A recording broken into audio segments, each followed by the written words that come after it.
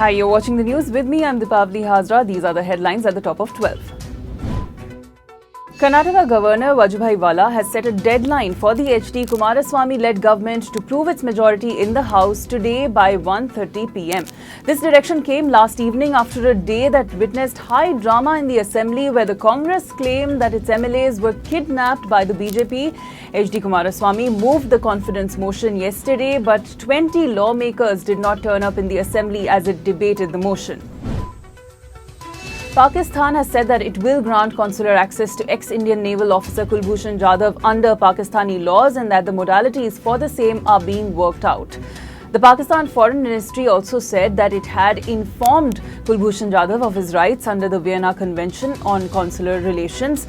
This move comes a day after the ICJ ordered Pakistan to review and reconsider the death sentence on Jadhav. Delivering a lecture on furthering India's promise, former President Pranab Mukherjee said on Thursday that India can have the vision of a $5 trillion economy due to the strong foundation that was laid by previous governments. He also ruled the fact that the Modi government had scrapped the Planning Commission, which he said played a crucial role in setting a 5-year roadmap for the country. Monetary Advisor Group founder Mansoor Khan returned to India from Dubai early on July the 19th and was arrested by the Enforcement Directorate. The SIT set up by the Karnataka government said that it had located Khan in Dubai and had persuaded him to return to India and submit himself to the law. Khan is accused of cheating investors to the tune of rupees 2,500 crores.